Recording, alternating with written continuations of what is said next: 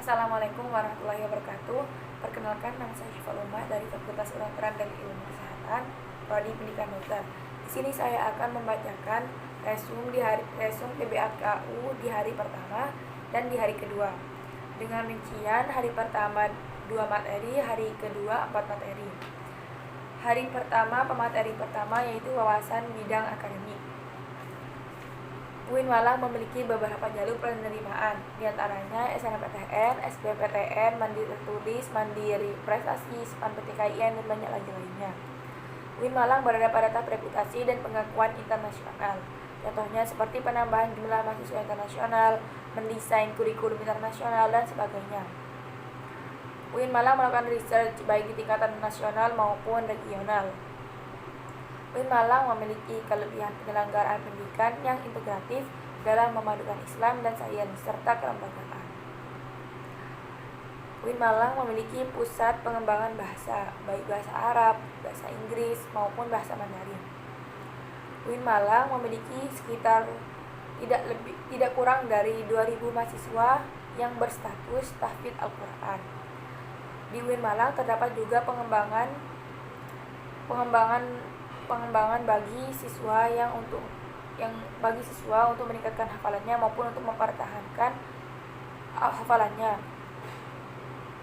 untuk pengembangan pembelajaran Al-Quran, yaitu HTQ. UIN Malang memiliki rumah moderasi beragama yang bertujuan untuk menjadikan mahasiswa beragama dengan baik, toleran, memiliki komitmen kebangsaan yang kokoh, dan banyak lagi lainnya. UIN Malang memiliki perpustakaan yang terdapat ribuan e-book, jurnal baik nasional maupun internasional yang bisa digunakan untuk pembelajaran, research, tugas akhir, dan banyak lagi lainnya.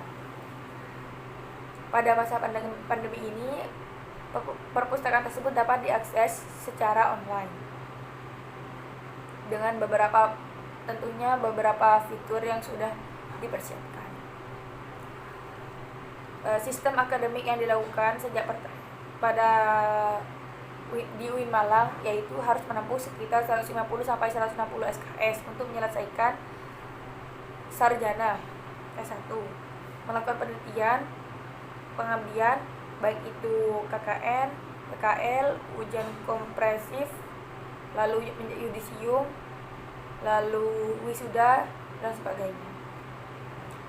Terdapat materi pengembangan kepribadian, yaitu matkul dasar, matkul keislaman, matkul bahasa, dan matkul filsafat. Juga terdapat matkul fakultas yang berfungsi sebagai pembeda antar fakultas. Dan juga terdapat matkul prodi, yaitu matkul yang pembeda dalam fakultas yang sama maupun fakultas yang berbeda. Mahasiswa diharapkan memiliki prestasi di UIN Malang. Mahasiswa tidak hanya diharapkan memiliki prestasi di bidang akademik saja, tetapi diharapkan juga memiliki prestasi di bidang kecakapan kepemimpinan, kecakapan organisasi, dan banyak lagi lainnya.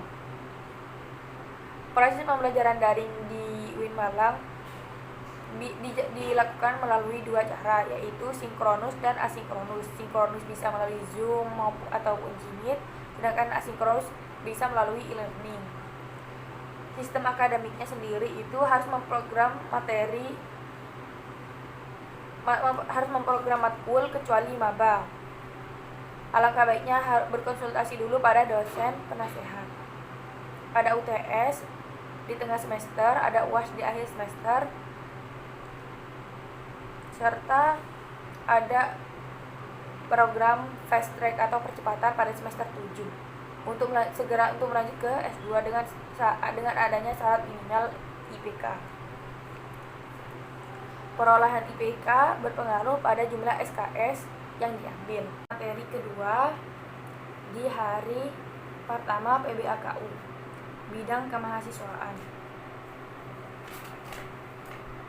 Menjadi mahasiswa UIN Malang bukanlah hal mudah karena harus melalui persaingan yang ketat, yaitu sekitar kurang lebih 70.000 orang pendaftar yang diterima hanya sekitar kurang lebih 3.700. Bidang kemahasiswaan akan memfasilitasi kegiatan mahasiswa selama belajar di kampus UIN Malang.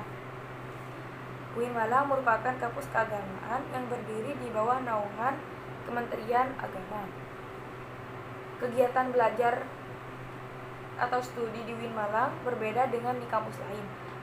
Oleh karena itu, dibutuhkan kesiapan secara fisik, mental, maupun spiritual. Sebagai mahasiswa, kita diwajibkan untuk memiliki indikator berpikir ilmiah maupun berperilaku positif. Berpikir ilmiah ini artinya berpikir dengan dilandasi oleh pengetahuan. Bersikap positif ini artinya bersikap sopan, mengucapkan sesuatu yang sopan. Di UIN Malang terdapat skor minimal 250 poin untuk kegiatan ekstra di perkuliahan. Untuk mendapatkan beasiswa prestasi, maka ada minimal IP yang harus dicapai. Untuk mengajukan aspirasi, kita harus melewati senat mahasiswa ataupun dewan atau HMMPS dan tidak diperbolehkan untuk langsung menuju ke rektorat. Juga ada program fast track atau percepatan pada semester 7 untuk melanjutkan ke jenjang S2. Disclaimer, materi ini pada pemateri kedua memang sedikit dikarenakan ada gangguan jaringan di saat melangsungkan siaran. PBAKU hari kedua. Materi pertama yaitu organisasi DEMA. Organisasi DEMA ini adalah organisasi intrakampus yang merupakan lembaga eksekutif level lingkungan universitas maupun fakultas. DEMA ini merupakan pelaksana program kemahasiswaan sebagai lembaga yang mengkoordinasikan dan menginstruksi kemahasiswaan tingkat universitas. Tugasnya yaitu melaksanakan program kerja organisasi yang sudah disepakati senat mahasiswa universitas, mengkomunikasikan dan menginformasikan kegiatan kemahasiswaan di dalam lingkup universitas, dan melaksanakan koordinasi dan sinkronisasikan kegiatan mahasiswa.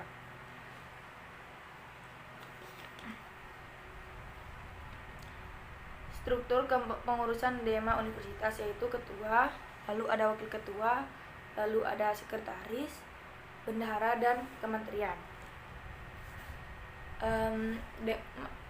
Organisasi DEMA ini memiliki program sahabat desa yaitu untuk meningkatkan kepekaan mahasiswa dengan masyarakat. Selanjutnya yaitu sapa sekolah, yaitu membantu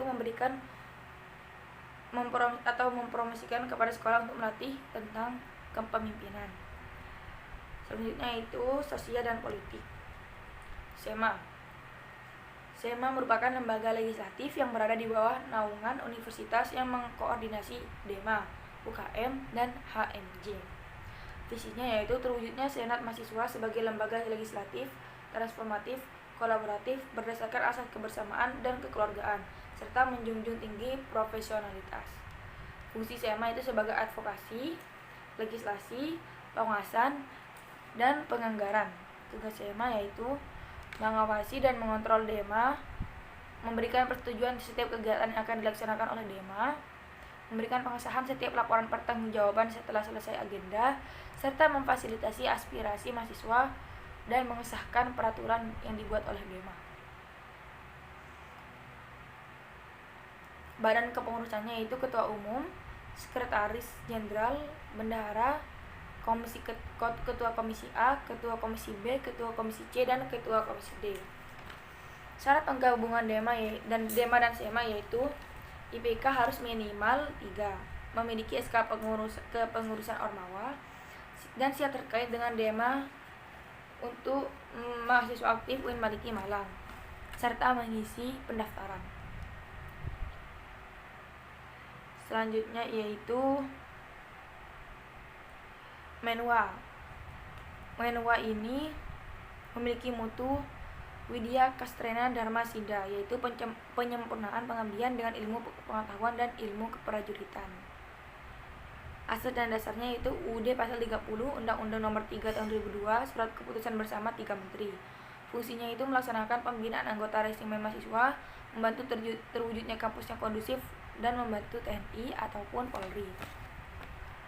Tugasnya yaitu untuk menciptakan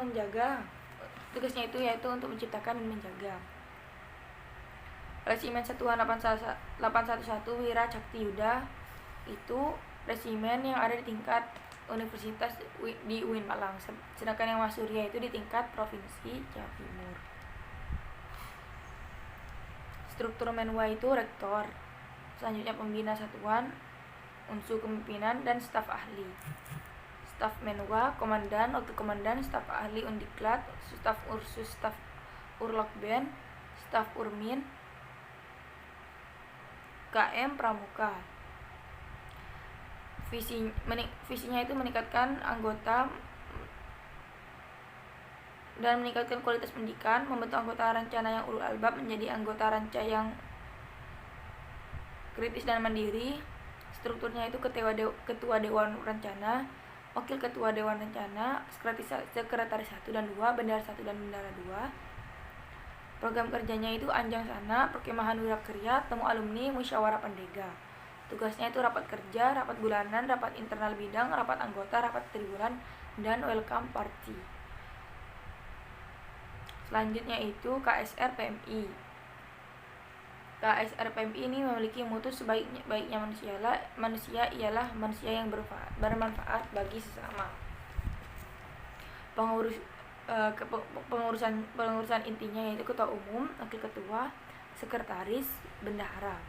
Program kerja pengurus inti yaitu rapat bulanan, kartu kendali, pengukuhan Mustafa XXIX Disnatalis.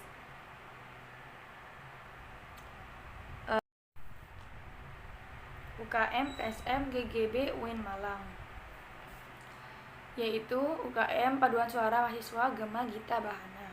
UKM yang berfokus pada bidang tarik suara, wadah untuk mengembangkan bakat dan minat dalam seni bernyanyi berpaduan suara. Strukturnya yaitu divisi kepelatihan, mengurus pengembangan bakat, divisi humas, menjaga kerukunan dan ketertiban antara paduan suara univ lain, divisi kewirausahaan, bertugas dan bertanggung jawab dalam berwirausaha, divisi inventaris, pertanggungjawaban dalam barang-barang dan perangkat seperti piano dan lain sebagainya. Selanjutnya yaitu UKM Unior atau unit olahraga. UKM UINMA yang mewadahi UKM Unior ini UKM yang mewadahi atau memfasilitasi bakat dan minat mahasiswa dalam bidang olahraga. Ada 7 cabang Unior. Yang pertama itu sepak bola. Sepak bola ini terdiri dari futsal dan sepak bola itu sendiri. Yang kedua bola voli, yang ketiga bulu tangkis, yang keempat tenis meja, yang kelima bola basket, yang keenam sepak takraw, dan yang ketujuh catur. Kegiatan Unior itu latihan rutin, yang kedua sparring partner, 3 turnamen, yang keempat organisasi ataupun kepanitiaan. Selanjutnya yaitu UKM Seni Religius. UKM Seni Religius itu lembaga atau UKM otonom yang memiliki jalur koordinat yang bergerak dalam bidang seni Islami. UKM ini menjunjung tinggi nilai keislaman dan kekeluargaan. Divisinya yaitu divisi sholawat Banjari, divisi gambus yaitu musik yang bernuansa padang pasir dari Arab, divisi nasyid akustik dan akapela, divisi qasidah modern dan rebana, divisi qiraah, divisi kaligrafi, divisi MI. Kegiatannya itu latihan rutin dan rutinan malam Jumat. Selanjutnya yaitu UKM Kopma Padang Bulan. Nah, di sini memiliki visi yang menjadikan koperasi mahasiswa Padang Bulan sebagai koperasi yang mandiri, aspiratif, dan menjadi wahana pengembangan usaha serta pengkaderan generasi yang berideologi koperasi. Misinya yaitu meningkatkan kesejahteraan anggota, membangun jiwa koperasi dan entrepreneurship, dan pengembangan sumber daya anggota melalui pengkaderan pendidikan serta pelatihan. Kegiatannya itu pelantikan dan rapat kerja, rapat pengurus, kopma tulang, pelatihan LSO, gathering karyawan, dan big eventnya yaitu kopma fair, Dikmen Regional Jatim, Diksar. Terus selanjutnya yaitu UKM Teater Komedi Kontemporer, yaitu UKM yang bergerak di bidang seni khususnya teater. Divisinya yaitu musik, seni rupa, tari, sastra, dan keaktoran. Memiliki mutu tidak ada seniman yang terlatih tetapi berlatih. UKM Mapala Tursina memiliki resosil rekreasi, sosial, olahraga, dan ilmiah. Rekreasi ini merupakan sarana penting untuk merilekskan kesibukan perkuliahan. Yang kedua sosial, yaitu turut andil dalam isu kemanusiaan khususnya di saat bencana atau pencarian korban hilang di alam bebas. Yang ketiga itu olahraga. Olahraga di sini olahraga ekstrim, yaitu gunung hutan, orat atau olahraga arus deras, susur gua, panjat tebing. Dan yang terakhir itu ilmiah, yaitu penelitian dan pengembangan ke suku pedalaman menjadi agenda tahunan atau disebut juga Tursina Explore. Selanjutnya itu UKM Jepret Club Fotografi, memiliki mutu aku ada untuk mengabadikanmu bersamamu kuliah dunia nyata. Memiliki struktur organisasi ketua umum, sekretaris, bendahara, kadif pendidikan, kadif inventaris, di kelabang foto, di kelabang video, jurnalistik, black and white, humas, pameran usaha, peralatan, dan rumpus. Memiliki kegiatan intinya open recruitment, diklat, pameran, minat GC, hunting besar, dan mustang. Selanjutnya yaitu UKM Komus, memiliki spesifikasi player dan non-player. Player sendiri terdiri dari vokal, gitar, bass, drum, dan keyboard. Non-playernya terdiri dari event organizer, yaitu menyusun dan membuat sebuah event. Yang kedua itu sound engineering atau bertugas mengatur sound player atau sound band yang akan tampil agar bisa balance. MC, multimedia, dan home recording. Event terdekat saat ini yaitu Live Station TBTS2, Open Recruitment, Show of Home Band, Webinar Sound Engineering, Launching Album Kompilasi, dan Komus Calling 3. Selanjutnya yaitu UKM Taekwondo, memiliki mutu aku tidak menganggap diriku nomor 1, tapi aku tidak mau menjadi nomor 2. Ilmuku bukan untuk berkelahi tetapi untuk membela diri. Ilmuku untuk menolong sesama, ilmuku untuk berprestasi, bukan untuk menyombongkan diri. Kegiatannya itu latihan 5 hari sekali, terus try in, terus gashuku, terus diklat. Selanjutnya ini adalah materi kedua dari hari kedua ini, karena materi pertama itu dimulai dari awal agenda sampai sekitar jam 11.25. Di sini adalah materi kedua yaitu UKM Simfoni FM. UKM ini yaitu disebut juga radio komunitas, memiliki ruat atau rapat umum anggota tahunan. Yang kedua director, yang ketiga pembina, coach on air dan off air, yang keempat sekretaris, yang kelima manajer. Manajer ini dibagi menjadi manajer finansial, on air, off air, general affair, dan IT. Memiliki program unggulan off air, Symphony in the Awards, station, on air, daily program, sama weekly program. Terus selanjutnya itu UKM LPK2M, yaitu UKM yang berfokus pada 3 hal. Kajian penelitian keorganisasian merupakan implementasi dari Tridharma perguruan tinggi. Visinya itu menjadi organisasi mahasiswa yang dibangun atas dasar komitmen yang kokoh dalam upaya mengakomodir kegiatan pengembangan tradisi keintelektuan. Misinya itu membina mahasiswa, memiliki kekuasaan ilmu, keguguran akhlak, dan kemantapan profesi. Mengembangkan tradisi keintelektual melalui kegiatan kajian, penelitian, dan keorganisasian. Bironya itu kajian, penelitian, keorganisasian. UKM UAPM Inovasi, yaitu unit aktivitas pers mahasiswa, itu merupakan UKM yang bergerak di bidang jurnalistik. Produknya itu website, kios, dan majalah jurnalistik. Anggotanya itu magang, tetap, anggota sah, anggota kehormatan, dan anggota demisioner. Memiliki BPH yaitu ketua, sekre, sekretaris, bendahara, divisi redaksi, dan divisi PSDM. Agenda rutinnya itu diklat jurnalistik tingkat dasar, upgrading skill of journalism, jurnalis camp, sekolah filsafat, rapat akhir tahun, dan diskusi rutin mingguan. Selanjutnya adalah materi yang ketiga, konsep, yaitu Moderasi beragama dalam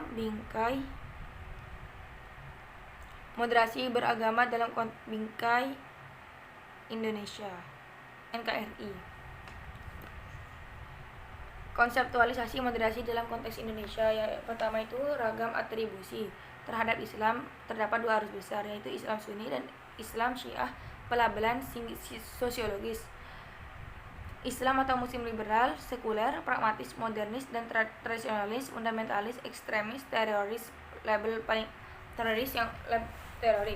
Label paling kontemporer: Islam moderat dan Islam Nusantara. Apa itu moderasi dalam Islam? Definisi moderasi itu sendiri yaitu secara etimologis wasatiyah, berarti jalan tengah.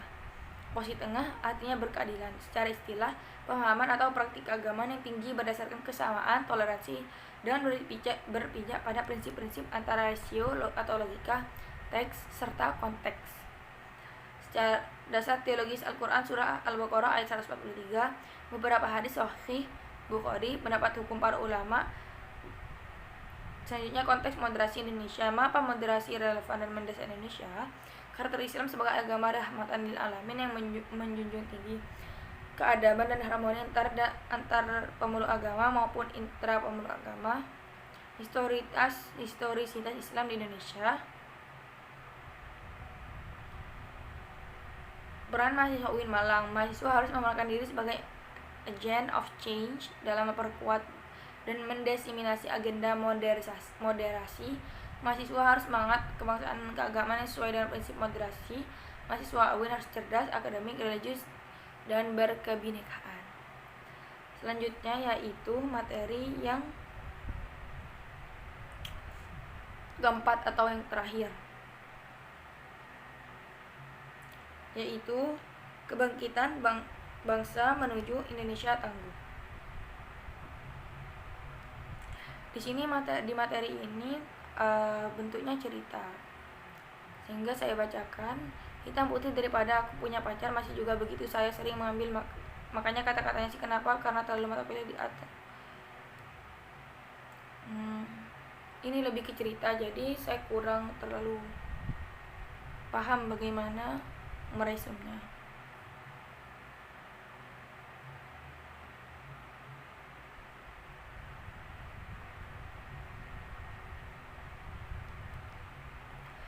Saya dulu dikasih kesempatan untuk menjadi ketua HMJ, bukan mahasiswa jurusan HI. Kemudian jadi atau diserat diajari bagaimana berdebat, mengelola organisasi mulia, menghadapi mahasiswa yang pikirannya macam-macam. Semuanya berguna ketika sampai di anggota DPR dan sekjen Partai Kebangkitan Bangsa. Itu juga berguna juga ketika saya ini tiba di belokannya senior Jakarta Tagil Siroj, ketua umum PBNU. Saya dipanggil Katibin. Kenapa? Karena saya jadi khotib AM di BKB dan juga kan tetap di Pagar Nusa. Jadi saya sudah sekjen, tapi saya juga sekretaris jenderal pimpinan pusat Pagar Nusa Pancasila NU. Pagar Nusa yang mengurusi silat, tapi semuanya sama kayak di BKT atau di Pagar Nusa, sama-sama mengurusi dunia persilatan. Kalau di Pagar Nusa saya pencaksilat, kalau di BKB saya pencaksilat. Itu saya lakukan saat ini.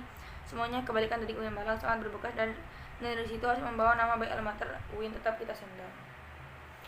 Jadi materi keempat ini kurang jelas ya, karena terlalu banyak cerita daripada inti materinya itu sendiri.